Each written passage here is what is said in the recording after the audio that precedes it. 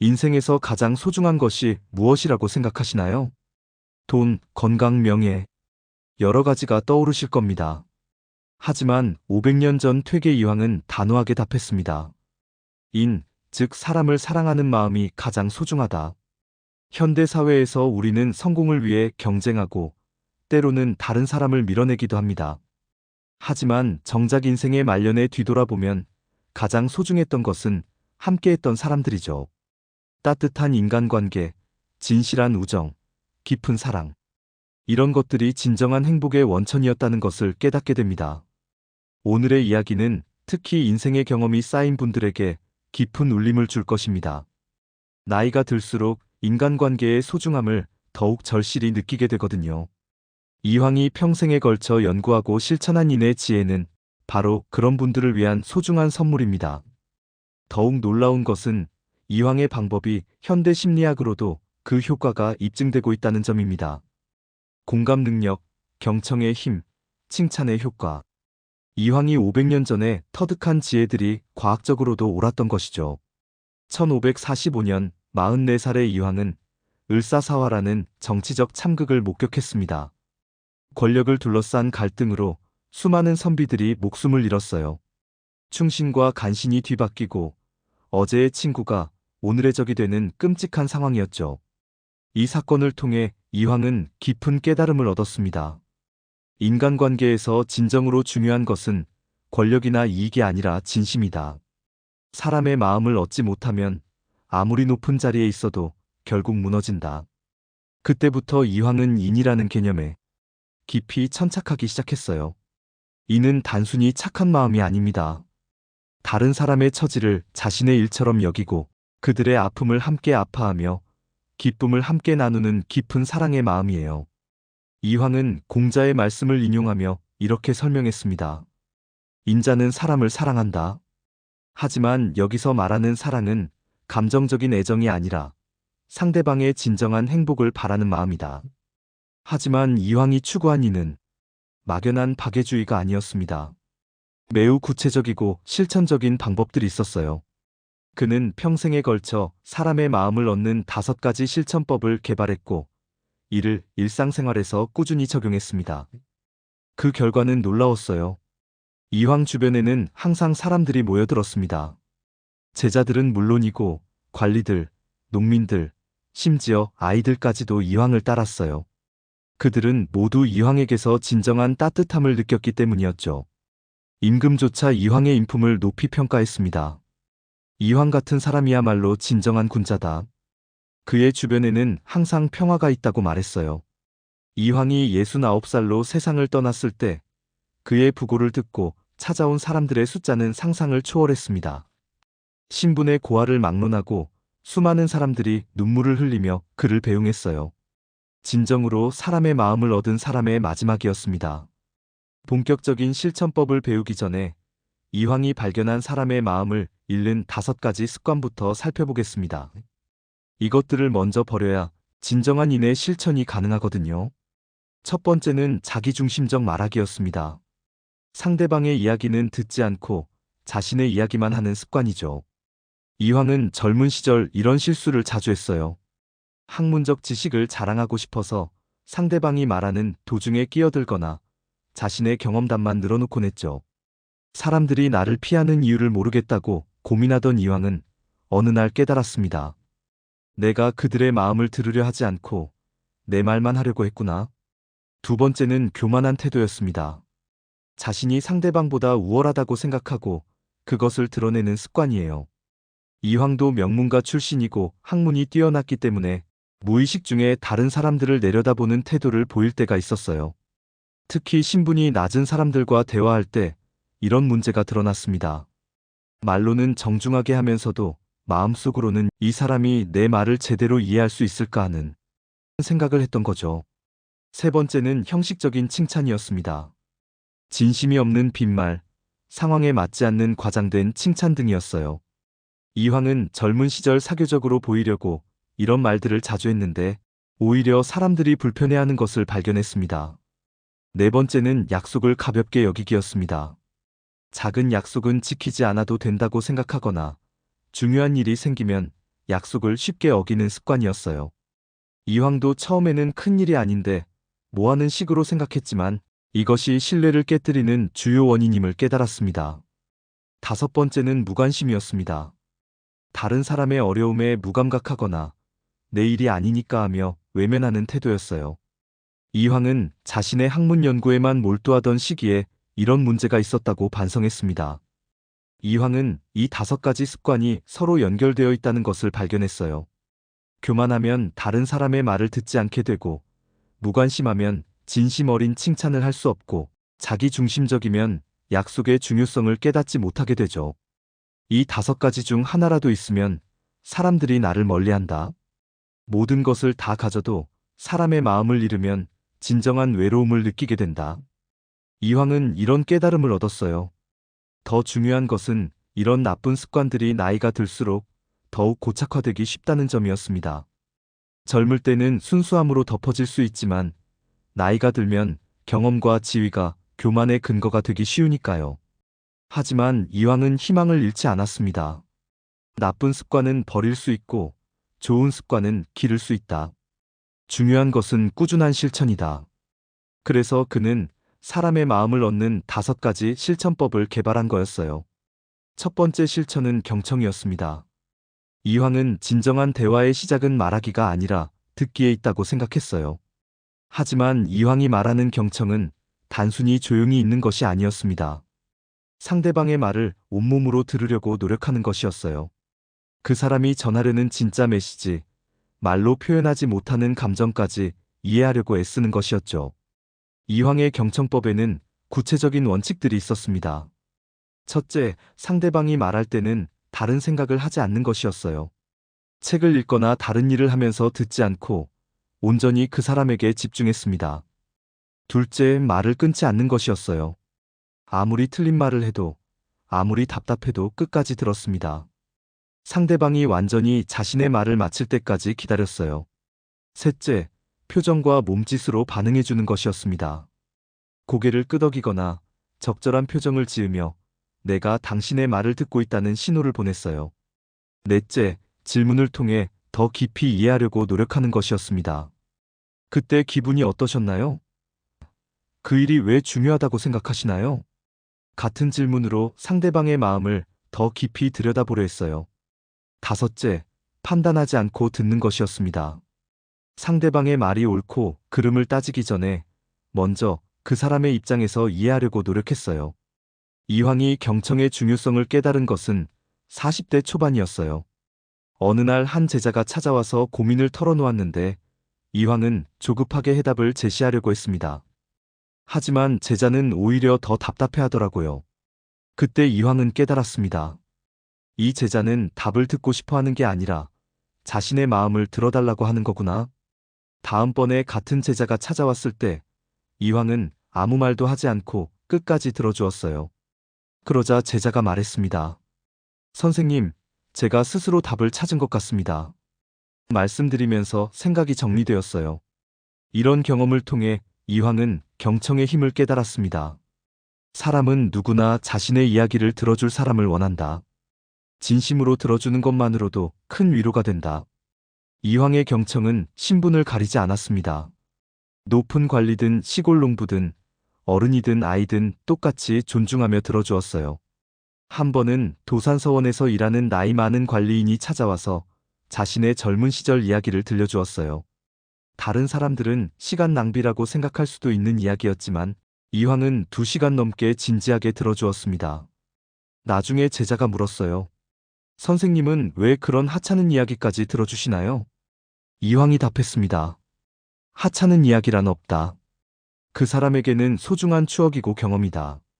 나이 들어서 자신의 이야기를 들어줄 사람이 있다는 것만으로도 그분에게는 큰 기쁨이 될 것이다. 이황의 경청법은 놀라운 효과를 가져왔습니다. 사람들은 이황과 대화하고 나면 마음이 후련해졌다. 이해받는 느낌이다라고 했어요. 특별한 조언을 해주지 않아도 그저 들어주는 것만으로 사람들에게 큰 도움이 되었습니다. 또한 이황 자신도 경청을 통해 많은 것을 배웠어요. 신분이 낮은 사람들에게서 삶의 지혜를 얻고 아이들에게서 순수함을 배우고 어른들에게서 경험의 교훈을 들었습니다. 진정한 지혜는 말하는 데 있지 않고 듣는 데 있다. 많이 들을수록 많이 배우고 많이 배울수록 더 겸손해진다. 이것이 이황의 경청 철학이었습니다. 두 번째 실천은 겸손이었습니다. 이황은 진정한 겸손이 무엇인지 깊이 고민했고 그것을 일상생활에서 실천하는 구체적인 방법들을 개발했어요. 이황이 생각하는 겸손은 자신을 비하하거나 무능력하게 보이는 것이 아니었습니다. 자신의 능력을 정확히 알면서도 다른 사람을 존중하는 마음이었어요. 나도 부족한 점이 많은 사람이다라는 인식에서 출발하는 태도였죠. 이황의 겸손 실천법에는 여러 원칙이 있었습니다. 첫째, 자신의 성취를 자랑하지 않는 것이었어요. 아무리 큰 일을 해냈어도 운이 좋았다. 주변 분들의 도움 덕분이다라고 말했습니다. 한 번은 임금이 이황의 학문적 업적을 크게 칭찬했을 때 이황은 이렇게 답했어요. 신은 아직 갈 길이 멀은 학생에 불과합니다. 옛 성현들에 비하면 한없이 부족합니다. 둘째, 다른 사람의 의견을 존중하는 것이었습니다. 자신과 다른 생각을 가진 사람이라도 그런 관점도 있군요. 생각해보지 못한 부분이네요 라며 인정했어요. 셋째, 모르는 것은 솔직히 모른다고 하는 것이었습니다. 아는 척하거나 얼버무리지 않고 그 부분은 제가 공부가 부족합니다라고 말했어요.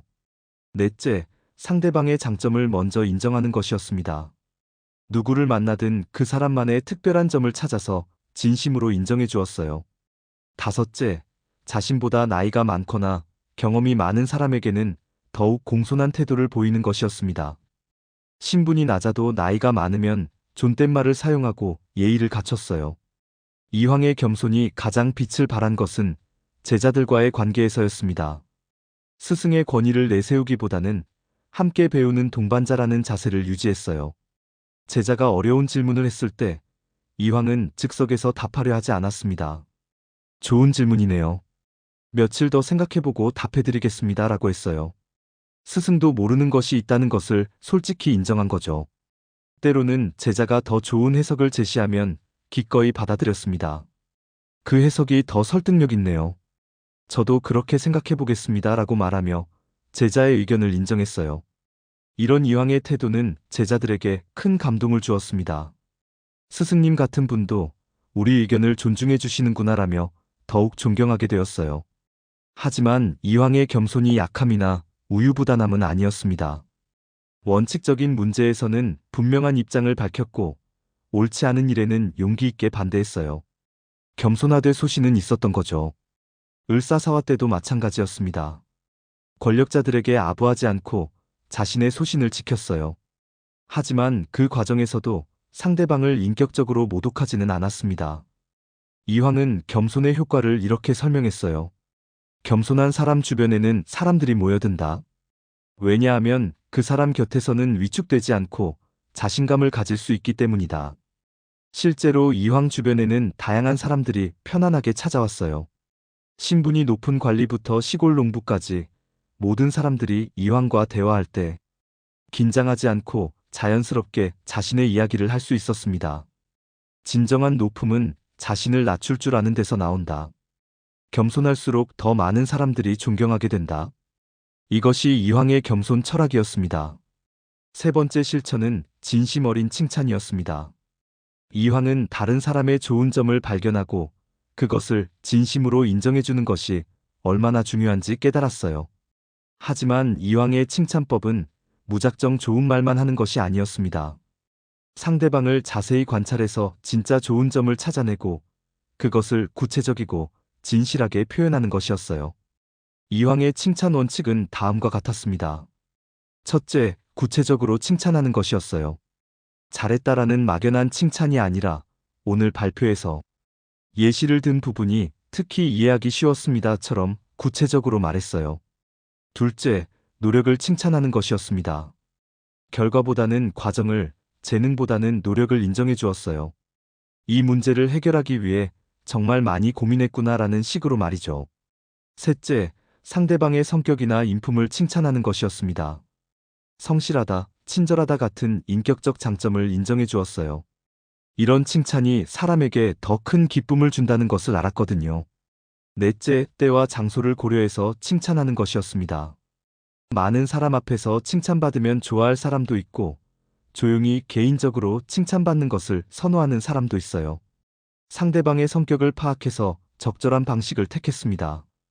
다섯째, 과장하지 않는 것이었습니다. 지나친 칭찬은 오히려 부담을 주거나 신뢰를 떨어뜨릴 수 있어요. 정확한 수준에서 진실하게 칭찬했습니다. 이황이 칭찬의 힘을 깨달은 계기가 있었어요.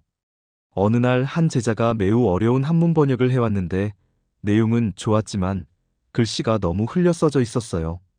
다른 선생이라면 글씨를 똑바로 써라고 지적했을 텐데 이황은 다르게 접근했습니다. 번역을 정말 잘했구나. 이렇게 어려운 문장을 이해하다니 놀랍다.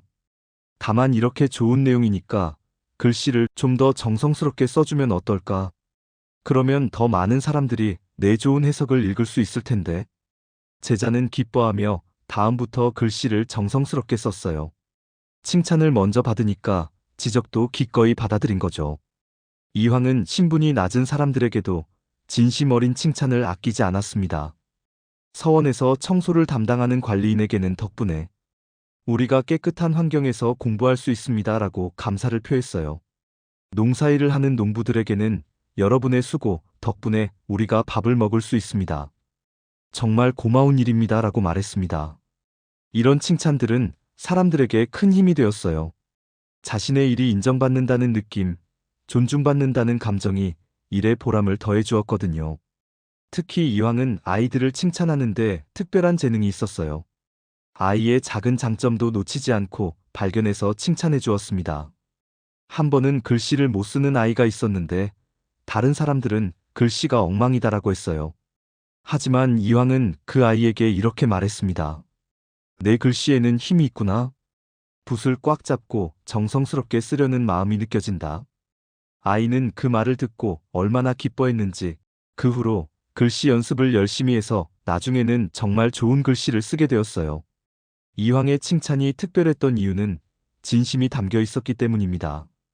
형식적인 칭찬이 아니라 정말로 그 사람의 좋은 점을 인정하고 기뻐하는 마음에서 나온 칭찬이었어요. 모든 사람에게는 칭찬받을 만한 점이 있다. 그것을 찾아서 인정해주는 것이 인의 시작이다. 이것이 이황의 칭찬 철학이었습니다. 네 번째 실천은 약속을 지키는 신뢰였습니다. 이황은 약속이야말로 인간관계의 기초라고 생각했어요. 아무리 작은 약속이라도 지키려고 노력했고 지킬 수 없는 약속은 애초에 하지 않았습니다. 이황의 약속에 대한 철학은 매우 엄격했습니다. 약속은 두 사람 사이의 계약이다. 한쪽이 일방적으로 깨뜨릴 수 있는 것이 아니다.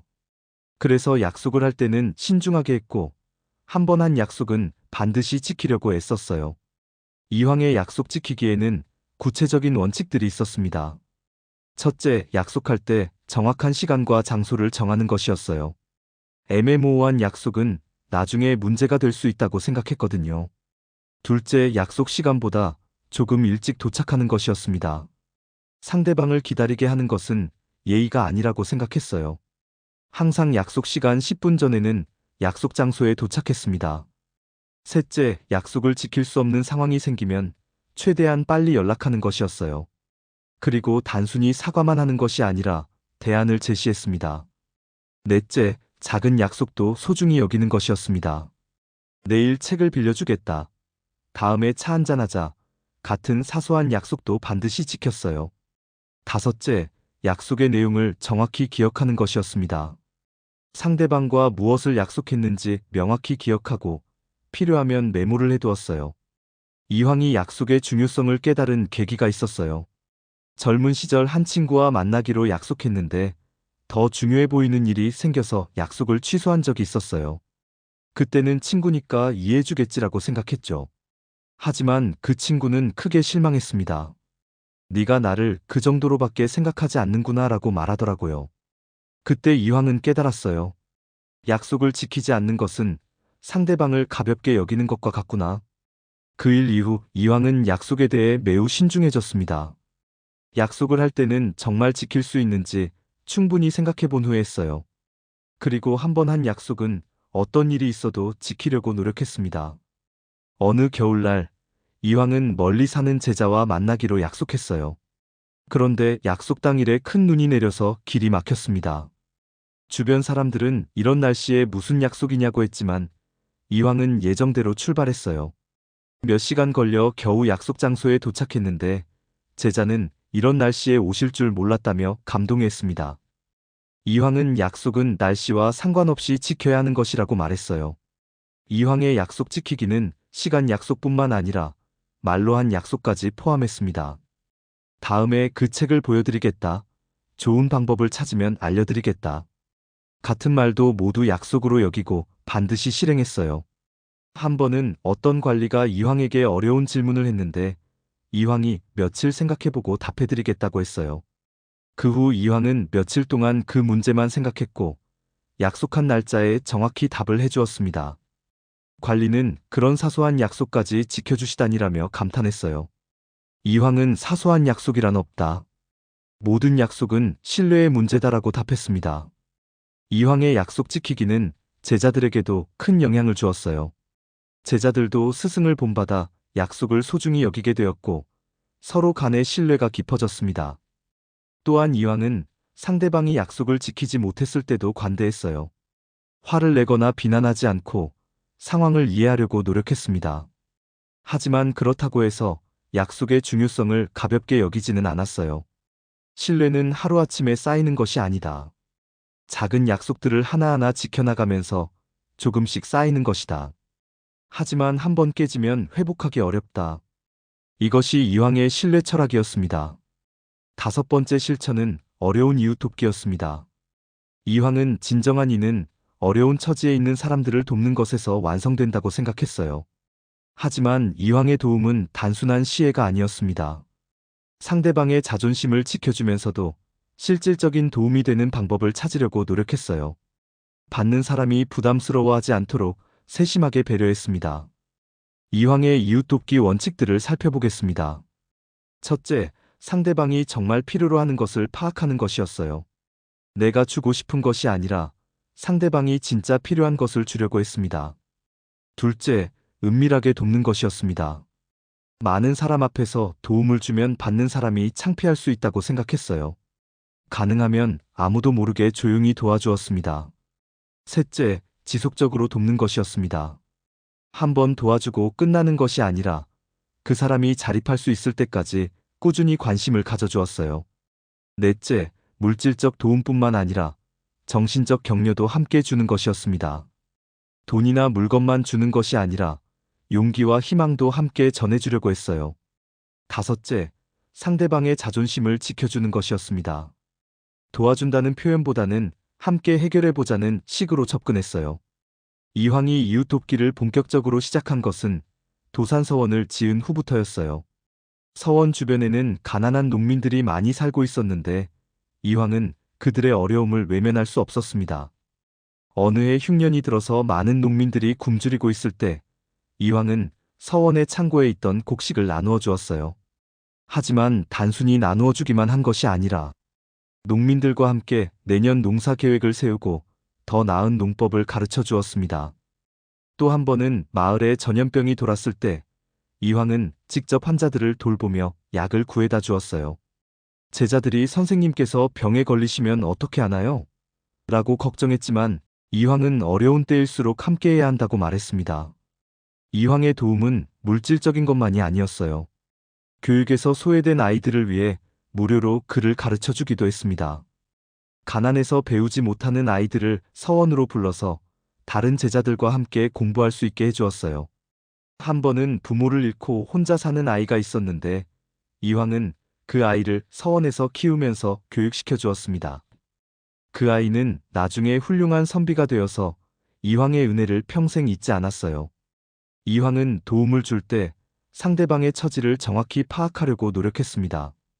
어떤 사람은 당장 먹을 것이 필요했고 어떤 사람은 병을 치료할 약이 필요했으며 어떤 사람은 마음의 위로가 필요했어요. 특히 이황은 노인들을 각별히 돌봤습니다. 홀로 사는 노인들을 정기적으로 찾아가서 안부를 묻고 필요한 것이 있으면 도와주었어요. 나이 들어서 외로운 것만큼 슬픈 일은 없다는 것이 이황의 생각이었죠. 이황의 이웃 돕기는 제자들에게도 큰 교육이 되었어요. 제자들도 스승을 본받아 어려운 사람들을 돕게 되었고, 이것이 하나의 전통이 되었습니다. 또한 이황이 도운 사람들은 나중에 다른 어려운 사람들을 도왔어요. 이황의 선행이 연쇄적으로 퍼져나간 거죠. 도움을 받은 사람은 언젠가 다른 사람을 도울 수 있는 사람이 된다. 선행은 씨앗과 같아서 하나를 심으면 여러 개의 열매를 맺는다. 이것이 이황의 나눔 철학이었습니다. 이황이 평생에 걸쳐 실천한 5가지 방법의 결과는 놀라웠습니다. 그의 주변에는 항상 평화롭고 따뜻한 분위기가 흘렀어요. 도산서원은 단순한 교육기관이 아니라 하나의 작은 공동체가 되었습니다. 스승과 제자, 선배와 후배, 서원 직원들과 마을 사람들이 모두 서로를 존중하고 배려하는 문화가 만들어졌어요. 갈등이 전혀 없었던 것은 아닙니다. 사람이 모이는 곳에는 언제나 크고 작은 문제들이 생기기 마련이죠. 하지만 이황이 보여준 인의 실천이 그런 갈등들을 지혜롭게 해결하는 좋은 본보기 되었어요. 어느 날 제자들 사이에 학문적 견해, 차이로 인한 갈등이 생겼습니다.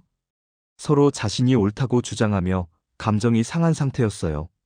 이황은 두 제자를 모두 불러서 이렇게 말했습니다. 너희 둘 다 진리를 사랑하는 마음에서 논쟁하는 것이니 모두 칭찬받을 일이다. 하지만 진리를 찾는 과정에서 서로를 상처 입히면 안 된다.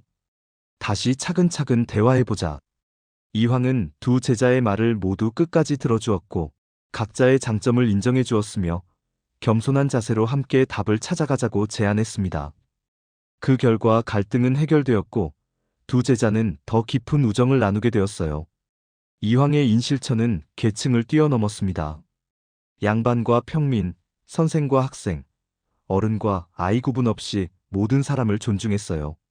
이런 이황의 태도는 당시로서는 매우 파격적인 것이었습니다. 한 번은 높은 관리가 서원을 방문했는데 마침 나이 많은 관리인이 청소를 하고 있었어요. 그 관리는 관리인을 무시하는 듯한 태도를 보였습니다. 이황은 즉시 개입했어요. 이분은 우리 서원에서 가장 오래 일하신 분입니다. 이분의 정성 덕분에 우리가 깨끗한 환경에서 공부할 수 있습니다. 그리고 관리인에게는 정중하게 인사했어요. 그 모습을 본 관리는 부끄러워하며 자신의 태도를 바꾸었습니다. 이황의 행동이 모든 사람에게 교훈을 준 것이죠. 이황의 인실천은 개인적인 행복도 가져다 주었습니다. 다른 사람들로부터 진정한 사랑과 존경을 받았고 깊고 의미 있는 인간관계를 맺을 수 있었어요. 1570년 69살의 이황이 임종을 앞두고 있을 때 그를 찾아온 사람들의 행렬이 끊이지 않았습니다. 높은 관리부터 시골 농부까지 어른부터 아이까지 모든 사람들이 그에게 마지막 인사를 드리고 싶어 했어요. 한 제자가 물었습니다. 선생님, 인생에서 가장 보람 있었던 일이 무엇입니까? 이황이 답했습니다. 많은 사람들과 진심으로 사귈 수 있었던 것이다. 인을 실천하면서 진정한 친구들을 많이 만났다. 그것이 내 인생 최고의 보물이다. 현대를 사는 우리에게도 이황의 인실천법은 여전히 유효합니다. 인간관계가 점점 메마르고 있는 현대 사회에서 그의 방법들은 더욱 소중한 지혜가 되고 있어요. 혹시 요즘 인간관계가 어렵게 느껴지시나요? 사람들과 진정한 소통이 어려우신가요? 그렇다면 이황의 5가지 실천법을 하나씩 적용해 보세요. 첫째, 오늘부터 다른 사람의 말을 진심으로 들어보세요. 판단하지 말고 끝까지 들어주세요. 그 사람이 얼마나 감사해야 하는지 보실 수 있을 것입니다. 둘째, 겸손한 자세를 유지해 보세요. 자신의 성취를 자랑하기보다는 다른 사람의 장점을 먼저 인정해 주세요. 셋째, 진심 어린 칭찬을 해보세요. 형식적인 칭찬이 아니라 정말로 좋다고 생각하는 점을 구체적으로 표현해 보세요. 넷째, 작은 약속부터 확실히 지켜보세요. 신뢰는 작은 약속들을 지켜나가면서 쌓이는 것입니다. 다섯째, 어려운 이웃에게 관심을 가져보세요. 큰 도움이 아니어도 괜찮습니다. 따뜻한 말 한마디, 진심 어린 관심만으로도 큰 힘이 됩니다. 이는 어려운 것이 아니다. 다른 사람을 내 가족처럼 여기고 그들의 행복을 진심으로 바라는 마음에서 시작된다. 이런 마음으로 실천하면 누구나 사람의 마음을 얻을 수 있다. 퇴계 이황의 5번째 교훈이었습니다. 500년 전 도산에서 꽃피운 이인의 지혜가 오늘 여러분의 인간관계에도 따뜻한 봄바람을 불러일으키기를 바랍니다. 오늘의 이야기가 좋으셨다면 구독과 좋아요 부탁드립니다. 다음 시간에도 깊은 사색으로 찾아뵙겠습니다. 감사합니다.